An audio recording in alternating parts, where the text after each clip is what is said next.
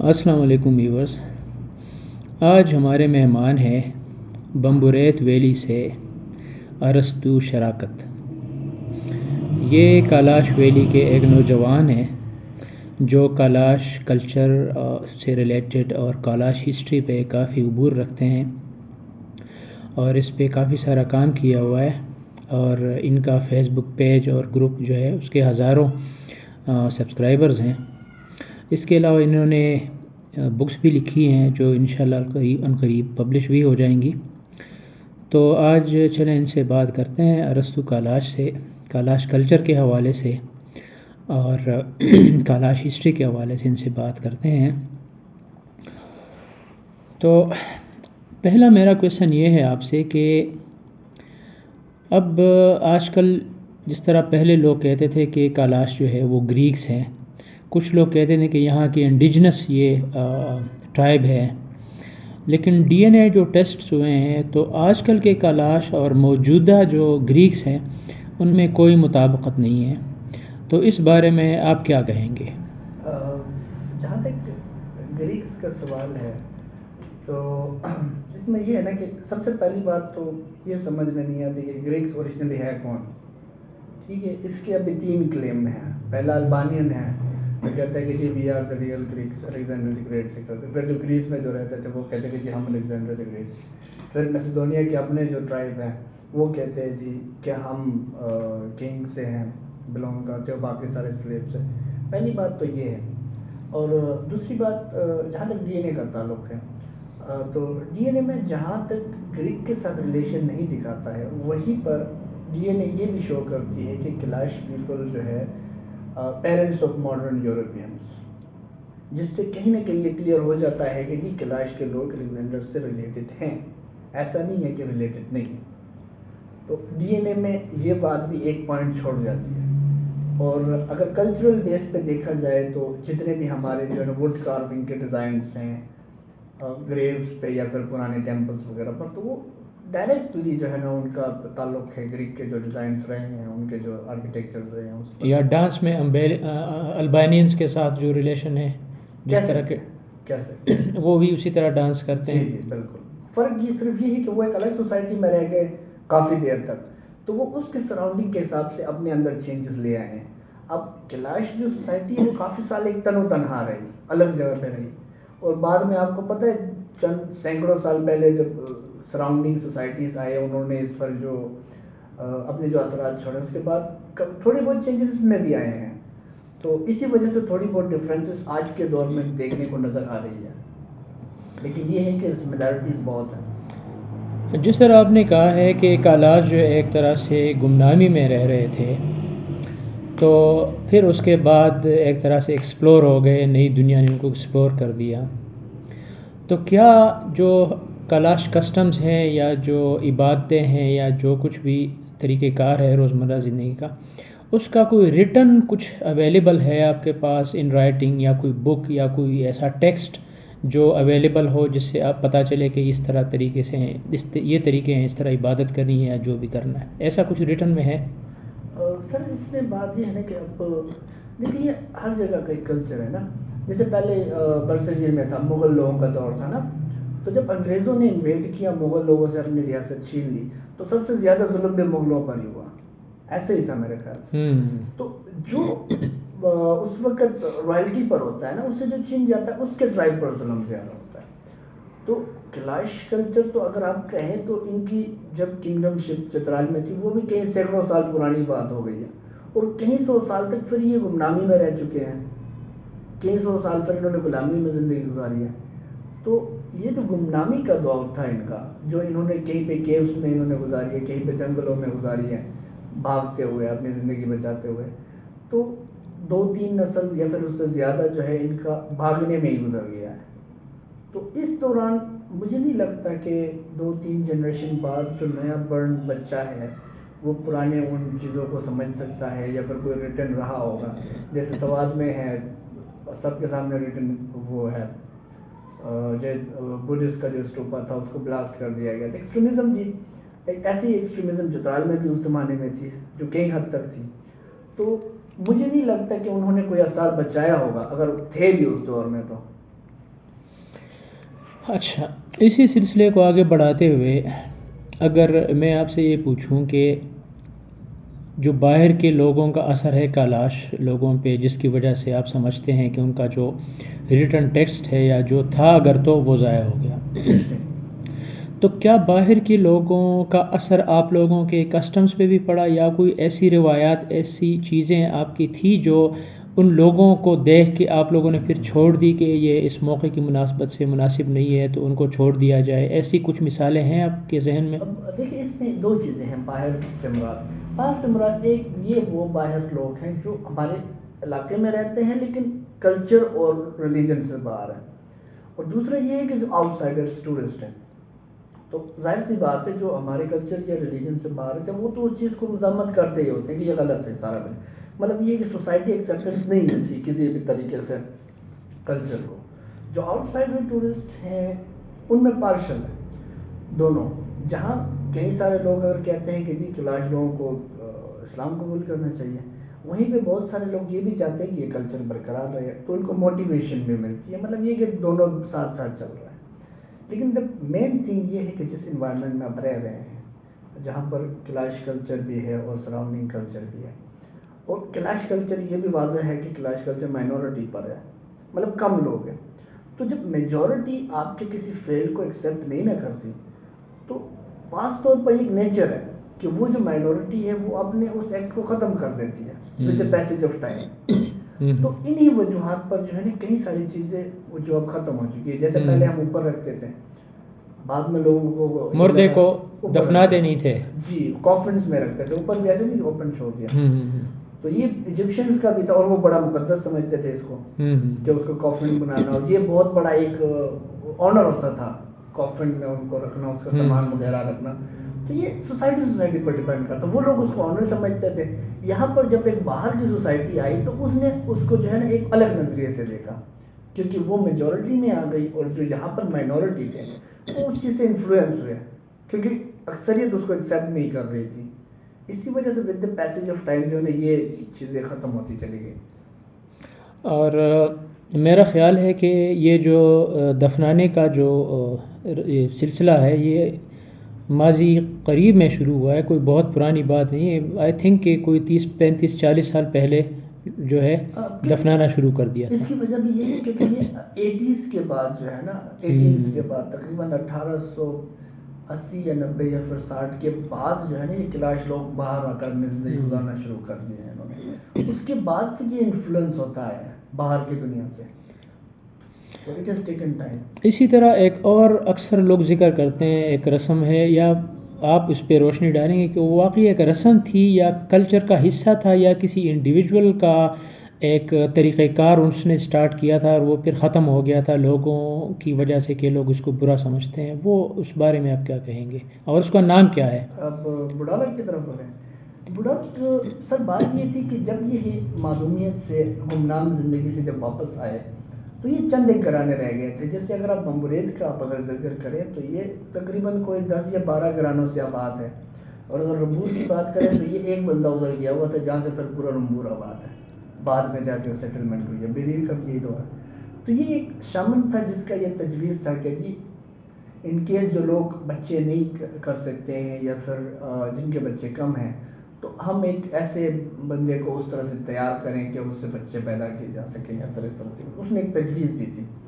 لیکن کلاش کلچر میں سب سے بڑا جو ہے وہ یہ ہے کہ جی ویمن کا اپنا ول ہے کہ لڑکی کے مرضی کے مطابق کوئی چیز نہیں کر سکتے آپ، چاہے وہ شادی ہو، طلاق ہو یا پھر کوئی اور چیز ہو، پھر بچہ تو ایک بہت بڑی بات ہو جاتی ہے، تو وہ کبھی بھی اس چیز کو ایکسیپٹ نہیں کر پائی۔ تو یہ تجویز تھی، یہ کبھی پریکٹیکلی وہ نہیں ہوا، امپوز نہیں ہوا، پریکٹیکلی اس کو کبھی اپلائی نہیں کیا گیا، وہ تجویز میں ہی رہ گیا۔ لیکن پھر لوگ اس چیز کو جو ہے نا ایک مذاق میں لینے لگ گئے کہ جس کی شادی نہ ہوئی اس کو کہنے لگے کہ یہ بڑا لگ بن گیا ہے، تو لوگ یہ جس چیز کو عزم کرنے لگے کہ ہو سکتا ہے یہ پریکٹیکلی اپلائی ہوتا رہا ہوگا وقت کے ساتھ، لیکن یہ کبھی پریکٹیکلی اپلائی نہیں ہوا۔ مطلب یہ ایک مس انڈرسٹینڈنگ ہے، یہ آپ نے ایک پروپوزل دیا تھا، it was not part of a culture, it was not part of culture. تو اسی بات کو آگے بڑھاتے ہیں، جس طرح آپ نے کہا ہے کہ لڑکیوں کی مرضی جو ہے کالاش کلچر میں بہت زیادہ امپورٹنس رکھتی ہے، جی تو کیا شادی بھی لڑکیوں کی مرضی اس میں زیادہ چلتی ہے یا والدین کی مرضی، یا کیا طریقہ ہوتا ہے؟ سر شادی میں مینلی لڑکی کی مرضی چلتی ہے، لیکن پیرنٹس کے پاس ول ہے کہ وہ اگر چاہے تو شادی کو ختم کر سکتے ہیں. ایسا نہیں ہے کہ پیرنٹس نہیں چاہتے ہیں اور بیٹی جو ہے وہ شادی کرے، ایسا بھی نہیں ہے. پیرنٹس کے پاس ول ہے، وہ اس شادی کو ختم کر سکتے ہیں اگر وہ چاہے تو. ٹھیک. لیکن مینلی جو ڈپینڈ کرتا ہے وہ لڑکی کے فیصلے پر کرتا ہے، جس کی بیس پر ہی پیرنٹس کو بھی کنونس کیا جاتا ہے. یہ شادی ہو یا پھر طلاق ہو، دونوں کیسز میں لڑکی کو زیادہ پیورٹی دی جاتی ہے. اور ایک بات میں جو کسٹمز کے حوالے سے جو مجھے عجیب لگی تھی کہ اس کی کیا وجہ ہے کہ جب کوئی مرد فوت ہو جاتا ہے تو 3 دن تک اس کو جو ہے جسٹ خان میں رکھتے ہیں اور وہ ایک طرح سے سوگ مناتے ہیں، جو بہت کم علاقوں میں اس طرح کا سوگ منایا جاتا ہے. تو اس کو کوئی خاص وجہ ہے اس طرح کا سوگ منانے کی، یا یہ بھی ایک کلچر ہے بس جو پرانے زمانے سے چلا آ رہا ہے؟ تو سر دا پرابلم از دیٹ کہ ہمارے کلچر میں زیادہ تر چیزیں جو وہ غیبی ہیں، مطلب یہ کہ ہم نے کوئی چیز اپنی طرف سے نہیں شروع کیا، وہ غیبی طور پر جو ہے وہ ہم تک پہنچائے گئے تھرو اینجلس اور تھرو سم ویلس. کیونکہ کیلاش جو کلچر ہے، یہ جو ریلیجن اسٹارٹ ہوا ہے، اس کی جو اینشین جو سانگس ہیں نا، کیونکہ مینلی ہمارے جو بھی پریئرس ہے سارا کچھ ہے وہ اینشین سانگس پر ڈپینڈ کرتا ہے. وہ سارے پریئرز جو ہیں وہ اورلی چلتے ہیں. ان کی اگر ہم بات کریں تو یہ اس دور سے چلا ہے جب اینجلس کی ویزیبلٹی ہوتی تھی لوگوں کو، کہ ہیومن آئیز سے اینجلس ویزیبل ہوتے تھے. تو یہ ساری چیزیں ان دنوں میں شروع ہوئی ہیں. تو اینجلس نے یہ چیزیں ہم پر کنوے کی کہ یہ آپ نے شروع کرنا ہے، یہ آپ نے کرنا ہے، یہ آپ نے نہیں کرنا ہے. ٹھیک. تو یہ ان دور میں شروع ہوئی ہیں. اب ان کی کوئی ریٹن ایویڈنس ہے نہیں کیونکہ ایوری تھنگ از گون. تو ہم جو چیزیں چل رہی تھی ان کو ایز اٹ از چلا رہے ہیں. اچھا، ابھی دسمبر کا مہینہ شروع ہے، آج 7 تاریخ ہے، اور اس میں آپ لوگ چموس فیسٹیول مناتے ہیں، اور اس میں جو ہے جو مین فگر ہے بلکہ کالاشا مذہب میں وہ بال معین کا ہے. تو اس حوالے سے آپ کیا کہیں گے، اس کی امپورٹنس اور اس کلچر سے ریلیٹڈ اس کی کتنی امپورٹنس ہے؟ ریلیجیس امپورٹنس میں آپ کو بتاؤں تو اکارڈنگ ٹو دس ریسرچ، تو بال معین ایک پاورفل اینجل تھا اور مین اینجل تھا جو گاڈ کی طرف سے ہمیں کنوے کرتا. جیسے کہ اسلامائزیشن میں بھی ہے مین اینجل جو کنوے کرتے تھے جبریل علیہ السلام. تو اب یہ سب کو ایک اینشینٹ سانگ سے پتہ ہے کہ کیلاش لوگ جو ہے ایک ان نون پلیس سے ریلوکیٹ ہوئے ہیں جس کا نام سیام ہے. وہاں سے یہ بھٹکتے ہوئے اس طرف آئے ہیں، تاروں کو فالو کرتے ہوئے سمندر میں. تو ہمارا بلیف یہ ہے کہ جب ہم سیام سے ہم لوگ مائگریٹ کر رہے تھے تو یہ اینجل اس چیز کو اپوز کر رہا تھا. وہ نہیں چاہتا تھا کہ ہم وہاں سے مائگریٹ کریں. وہ یہ سمجھتا تھا کہ اگر ہم وہاں سے مائگریٹ کریں گے تو ہم معدومیت کا شکار ہوں گے.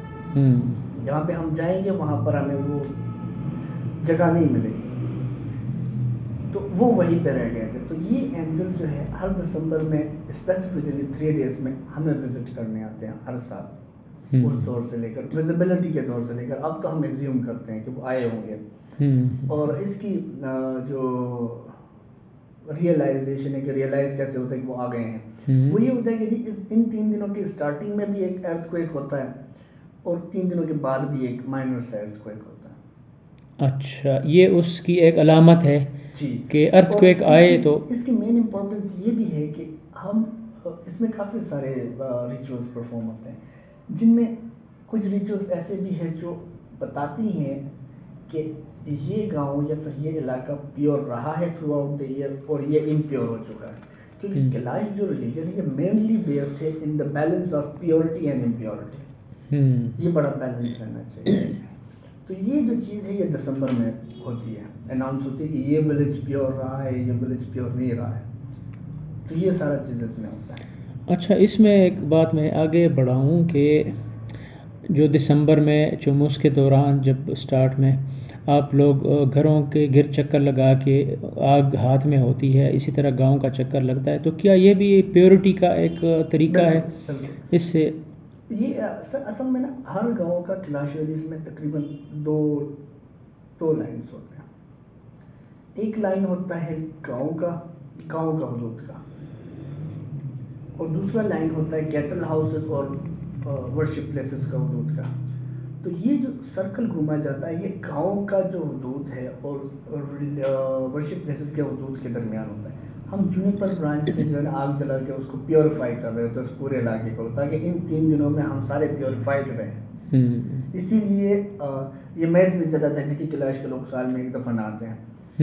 اچھا. وہ اس لیے تھا کیونکہ ہم دسمبر کا یہ جو ٹائم ہے بے شک کچھ بھی ہو، جیسے آپ عید کے ٹائم نہا کے دھو کے سارا کچھ تیار ہو کر نماز کے لیے جاتے ہیں، یہ بھی ایسا ہی ہے. ہم نے نئے کپڑے پہننے ہوتے ہیں، مست ہر بندے نے لازمن تیاری کرنا، لازمن ہر فرد نے نہانا ہوتا ہے. جو گاؤں کے اندر ہے ہر فرد نے، بے شک وہ بیمار ہے، بے شک وہ کسی بھی حالت میں اس کو نہانا فرض ہے. اگر وہ نہیں نہا سکتا، کپڑے وغیرہ چینج نہیں کر سکتا، پیوریفائی نہیں ہو سکتا، تو اس کو پھر گاؤں سے باہر لوکیٹ کرتے ہیں. اچھا. اسی لیے پھر ہمارے جو چترال کے لوکل جو لوگ تھے انہوں نے یہ میچ چلا دیا کہ جی کیلاش کے لوگ تو نہاتے نہیں، سال میں ایک دفعہ نہاتے ہیں. ایک مس انڈرسٹینڈنگ تھی. اور دوسری یہ مس انڈرسٹینڈنگ میں کلیئر کروں، یہ وہاں سے بھی شروع ہوئی ہے کہ جب یہ کیلاش کے لوگ بھاگ کے اپنی زندگی گزار رہے تھے کیوز میں وغیرہ میں، تو آپ نے برون کا وہ کیو دیکھا ہوگا جہاں پر پہلے رہائش ہوتی تھی، وہاں پر پانی کی سپلائی نہیں ہے. تو ان لوگوں کے لیے یہ فیکٹ ہے کہ نہانا اور پانی پہنچانا واز ناٹ ایزی. تو ایسے میں ایک ظاہر سی بات ہے، ایک جو ہے نا ڈسٹ میں زندگی انہوں نے گزاری ہے. تو اس سے پھر جو ہمارے چترالی لوکل کھو لوگ تھے وہ یہ سمجھنے لگے کہ کیلاش کے لوگ تو جو ہے وہ تو گندے لوگ ہیں، وہ تو نہاتے نہیں ہیں. لیکن انہی لوگوں کو اگر وہاں پہ لے جایا جائے تو سال میں ایک دفعہ بھی نہیں نہائیں گے. ہاں بالکل، موسم اور حالات اور پانی کی کمی، یہ ساری چیزیں دیکھیں نا، وہاں سے پانی وہاں تک لے جانا پورے ایک دن کا کام. تو یہ کچھ کیلاش کلچر کے حوالے سے باتیں ہو گئی، اور بھی کافی کچھ ہے جو ہمارے مہمان ہیں ان کے پاس، اور یہ اپنے پیج پہ اور گروپ پہ شیئر کرتے رہتے ہیں اپنا ایکسپیرینس اور اپنی ریسرچ. اور آخر میں ان سے ذرا پوچھتے ہیں کہ ان کا کیا پلان ہے آگے، کچھ بکس وغیرہ، اور وہ بک اگر پبلش ہو رہی ہے تو اس کا ٹاپک کیا ہے، کن چیزوں پہ جو ہے ڈسکشن ہے اس بک میں. ابھی فی الحال جو میری بک پبلش ہونے جا رہی ہے وہ ہے وچز پر، کیونکہ کیلاش ویلی میں، ہنزا میں، یہ کشمیر میں، یہ سوات ایریاز میں بھی وچز کا بڑا کنسیپٹ رہا ہے، بڑی سٹوریز رہی ہیں، جس کو چڑیل کہہ سکتے ہیں یا اس طرح کا کی کوئی. ہاں، تو یہ اسٹوری ایک ناول ٹائپ ہے بیسیکلی، جو اسٹارٹ ہوتی ہے ایک لڑکی اور ایک لڑکے کے لو سے، جو کہ ایک لڑکا جو ہے وہ ایک چیف کا بیٹا ہوتا ہے اور ایک لڑکی ایک وچز کے منہ پلی بڑی ہوتی ہے لیکن ہیومن ہوتی ہے. تو یہ اسٹوری ان کے میرج تک جاتی ہے. ان بٹوین جو ہے کچھ کنگڈمس کے جو ہے جو آپس سے انویڈرز وغیرہ ہوئے ہیں ان دا پاسٹ، ان کے کچھ ایونٹس ہیں. اور بعد میں جب اسلامائزیشن آئی ہے تو ان کے جو انویڈرز آئے ہیں اس پر ہے. تو یہ تقریباً معدومیت پہ جانے سے کے بعد سے لے کر دوبارہ سے رائز ہونے تک یہ بک وہ ہے ساری چیزوں کو ایکسپلین کرتا ہے. اور اس کا ٹائٹل ہے The Witches and Kingdoms of Hindu Kush. The Witches and Kingdoms of Hindu Kush. اس کا مطلب یہ کہ بہت ہی انٹرسٹنگ بک آنے والی ہے. اور ہم اپنے ویورز کو بتا دیتے ہیں کہ دا بک آن کالاشا جو پیج ہے یا گروپ ہے، جب یہ بک آئے گی تو انشاءاللہ اس پہ بھی یہ آپ کو انفارم کر دیں گے اور آپ پھر یہ بک پڑھ سکتے ہیں. تو ہم اپنے مہمان کا شکریہ ادا کرتے ہیں کہ کافی ساری انفارمیشن آج ان کی وجہ سے ہمیں ملی، اور ہوپ فلی کسی دن ہم دوبارہ انٹرویو لیں گے، ان سے مزید انفارمیشن لیں گے اور آپ کے ساتھ شیئر کریں گے.